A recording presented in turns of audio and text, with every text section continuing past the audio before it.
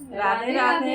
जय श्री राम। राम। मेरे चैनल पे आप सबका स्वागत है। अपने चैनल पर दहेज गीत सुना रही हूँ। वीडियो अच्छा लगे तो लाइक सब्सक्राइब जरूर करना, अपना आशीर्वाद देना।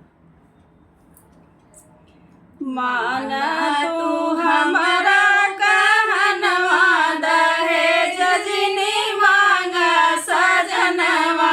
माना तू हमारा कहनवा, दहेज जिनी मांगा सजनवा। जो कुछ दई बेटी के पापा, जो कुछ दई बेटी के पापा, ले आया अपने आंगनवा, दहेज जिनी मांगा सजनवा। लेके आया अपने आंगनवा, दहेज जिनी मांगा सजनवा। माना तू हमारा कहनवा, दहेज जिनी मांगा सजनवा। माना तू हमारा कहनवा, दहेज जिनी मांगा सजनवा।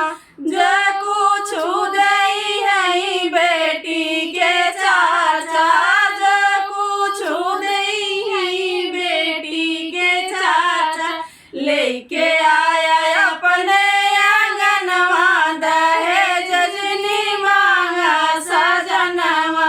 लेके आया अपने आंगनवा, दहेज जिनी मांगा सजनवा। माना तू हमारा कहनवा, दहेज जिनी मांगा सजनवा। जो कुछ दई है बेटी के भैया, जो कुछ दई है बेटी के भैया, लेके आया अपने आंगनवा, दहेज जिनी मांगा सजनवा।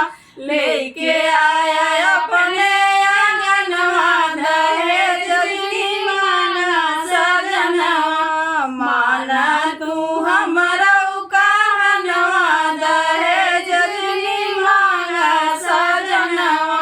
माना